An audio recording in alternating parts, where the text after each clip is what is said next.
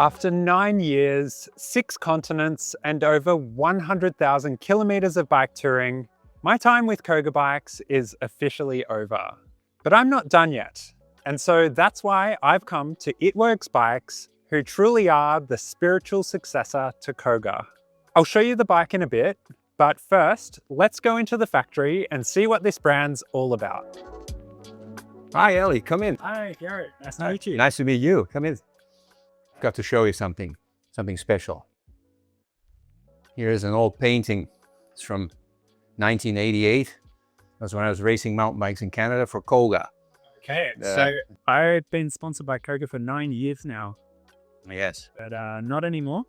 No, now you're coming to the next generation. KOGA was my parents, Kovalik, my mother, Gastra, my father. And this was when we still owned it. We sold it in 92. And I was racing in Vancouver on a Rich Runner steel frame.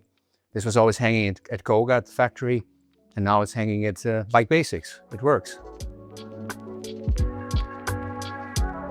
and we're in the showroom now. Yes, it's our showroom. Here you see Jana, Hi, Anna. 24-hour mountain bike racer and sales and marketing for Idworx and Gastra bikes as well. Another brand we have. Here you see a selection of our mainly touring bikes, trekking bikes. And These two are titanium? these ones are titanium. Titanium racks as well? Yes, yes. Wow. This had a golden chain. We had that for a while for people who bought their 4th Idworx bike. They got the golden chain. So you've got some really dedicated customers. We do, yeah. Amazing. Yeah, Idworx is the name of the brand. That means simply it works, it functions. That's our philosophy. That's how we design the bikes. Yeah. Very simple. And it looks like the trekking bikes have internal gear hubs or gearboxes. Yes, we work with pinion and roll-off mainly. We have one bike with derailleurs, but mainly we sell gearboxes. Yeah, just reliability. Yeah, it goes with the whole concept. Okay. Yeah, it's great. perfect. So titanium, and the next one along here looks like aluminium. Yeah, this is aluminum. This is an adventure bike. That's half a trekking bike, half a mountain bike. So it's very good for off-road touring.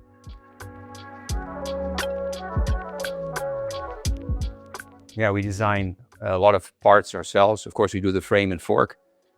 We have a very special trekking fork with a through axle, boosted. We have direct contacts for the hub dynamo, so you don't have to put a connector in it anymore. You're not plugging No, the hub no, it goes automatic. into the bike. You just slip the wheel in You and slip it's the wheel fully in. connected. Yes, and it was important, of course, the through axle as well. Makes it much safer, and also transfers the forces of the brake caliber on one side, disperses it over the whole fork.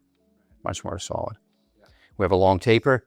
It's also for the big bikes, tall people like us, and you don't flex when you're braking. Right. So a long taper, it doesn't exist normally. You have to make a special mold for it. Investment casting, and No, it looks great. Has a nice shape to it. and we have the same fork now in carbon fiber. Wow. So that one's lighter? It's lighter. It's about 400 gram lighter, and it's stronger. It's through stricter tests at the Zetla Institute in Germany. Yeah, it's very good. And that one's also a direct contact for the dynamo? As well, yeah. Carbon fiber and direct contact. And then this looks like a bottom bracket? Yes, this is for our roll-off bikes. We have an eccentric bottom bracket to adjust the chain or the belt tension. Yeah. And we have one with pressed-in bearings. Okay, so alignment's absolutely perfect. Yes, it's very important towards the axle of the crank. Yeah. These bearings are stainless steel, because often bearings rust and then they wear out quicker. Yeah. We have 100% filling with grease, as opposed to 25% what is standard. Yeah. And we have very special seals. And on the drivetrain side, we have a big bearing. Okay. Where the forces go in. Yeah. So we think these bearings will last about 100,000 kilometers. That's incredible. Yeah. And if you want it replaced after a while, we refurbish it again. You get a new one. Yeah, a new bearing kit. New bearing kit, yeah. Great. We also have chain rings out of knife steel, hardened steel. We have somebody in Holland who had it on a pinion bike. He sent it to me. Old Bim. He rode 64,600 kilometers with this set of chain rings. Wow, so that's longer than most people get out of a belt drive. Yes, he replaced the chain every 10 to 15,000. Yeah. But chains are not so expensive. Yeah. So he got a good bang for the buck. Yeah, that's incredible. Yeah. Further along here, we have some crank arms. Yes, this is a project we did. We made a crank here in Germany. North Standard is a Taiwanese product, very good, but this is one step up. Has a very special stainless steel axle, very high-grade steel, 70-50 aluminum, and the tolerances are much stricter and it's much more precise. So it keeps the rim, the tension on the belt or on the chain much more consistent. Looks beautiful. And these are your rotors? Yeah, we have a standard brake, medium brake, and this is our big brake. It's almost like a motorcycle brake. Yeah, it's huge. It's 3.2 millimeters thick, 203, and it's floating. So you have a bit of room for the disc itself to expand when it gets hot. Yeah. And it's quite necessary if you have a trekking bike with heavy luggage, a system weight of 160 kilograms, for instance. Right. And trekking riders often brake for long periods of time. Yeah. And they heat up the system. So we have lots of extra reserves. This is also something I have to show you. This is our Wachtberg edition. Okay. It's a bit inspired by Porsche. They have the Weissach package. And it's a tuning from the factory. What we do is we anodize the frame. Instead of powder coating, we save about 300 grams. So we make it very corrosion resistant. We make it lighter. We use our carbon fiber fork. Stronger, lighter. We have a titanium seat post, a bit more comfort, and lighter. Titanium rack. It's actually quite good from Tubus. It doesn't corrode where you have the bags hanging on it. And carbon fiber rims, our own design as well. Wow. So you get to about 14.2 kilogram. That's incredible. And yeah, if you think the competition is usually around 16 to 20, 22 even, so we're quite light.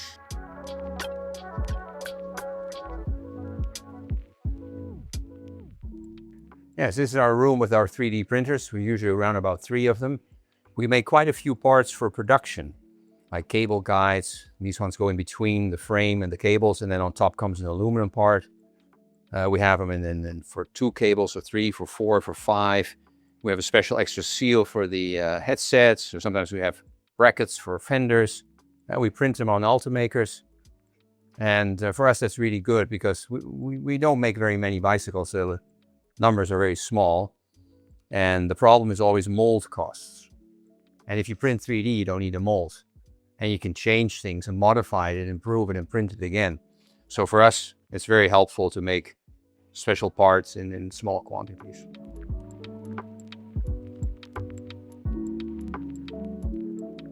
Building some wheels. Yes, we have a small wheel building area. We use the Holland Mechanics machines.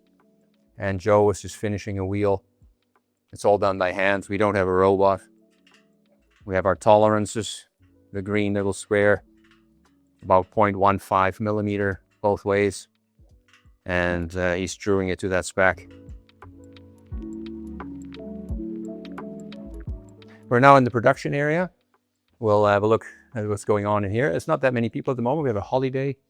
Here we have an all-roller lady. Looks good in orange. Yeah, probably goes to the Netherlands. Yeah. It has a belt drive. Yeah. We made now also a guard. Made a mold for it, so we have a guard for the belt as well, so your pants can get stuck in between. Right. Small detail we made this year.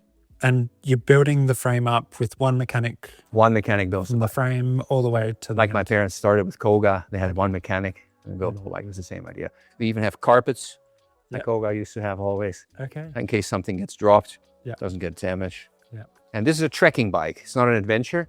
This is what we sell most. They're slightly more comfortable geometry-wise. And this is our biggest seller, the all-roller. Yeah. Here we have 4 bikes that are ready to be shipped out. These are all sold bikes, built to the customer spec. You have a lot of options you can pick. These are 2 Wachtberg editions in black. One with a belt, the other one as well. There's a titanium adventure bike with pinion transmission, with a chain. And one like yours, a roller BLT. And the customer opted for the chain case. Okay. Very Dutch looking, but it works very well. It's probably the best solution for a drivetrain. A chain in a chain case. The chain will last 20,000 kilometers. You hardly have to lubricate it. So that's for bang for the buck. It's the biggest, the most successful option you can pick. But it looks a little bit different, so it doesn't look very sexy.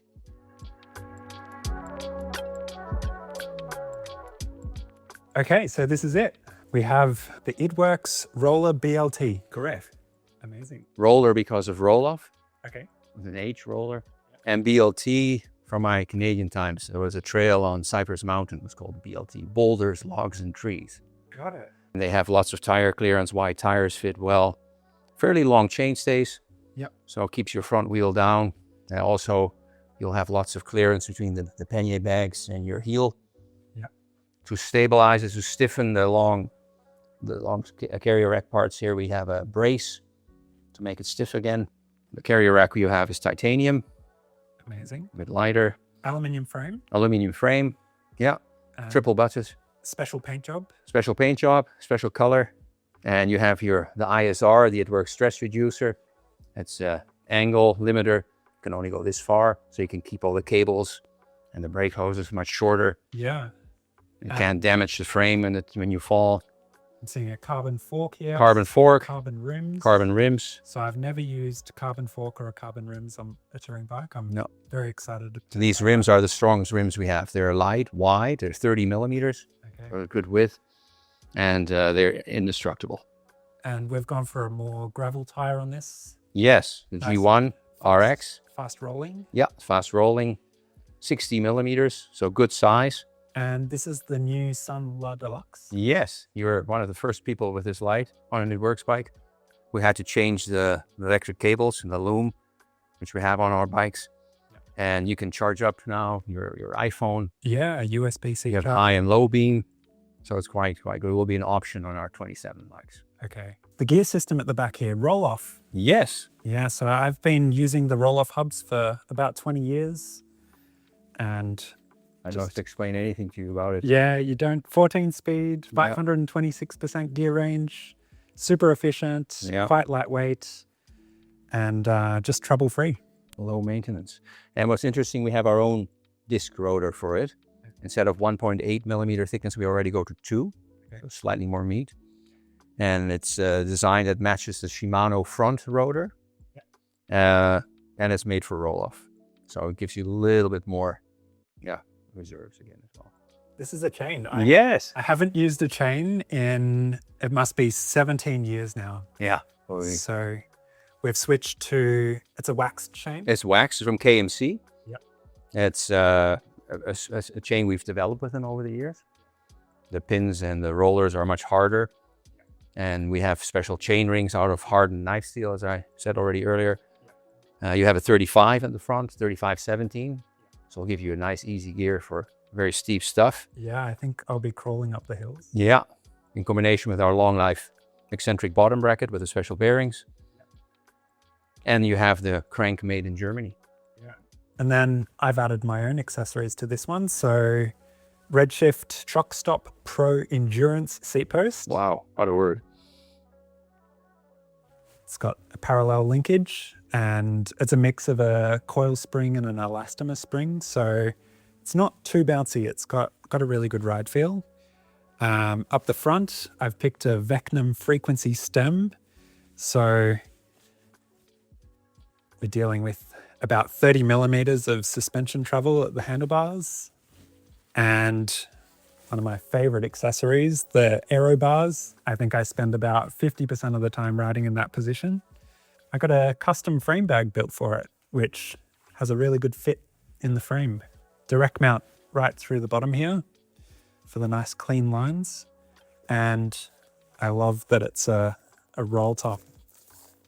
So I can pack things away very easily.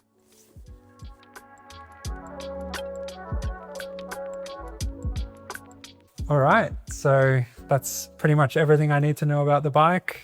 And I guess I just have to ride it across a continent or two. Yes. Well, I wish you a lot of luck. Yeah. And we're really looking forward to learning from your experience. We can always learn new things that we can apply to our bicycles. So we're looking very much forward to it. I wish you a very good trip Thank you. and stay healthy and well. Cheers. Cheers. Now, you're probably wondering what's next for me on this brand new bike. Well, I've just arrived at the Arctic Circle and will now be cycling all the way down to South Africa. I'm very excited about this new chapter and I'll see you guys soon.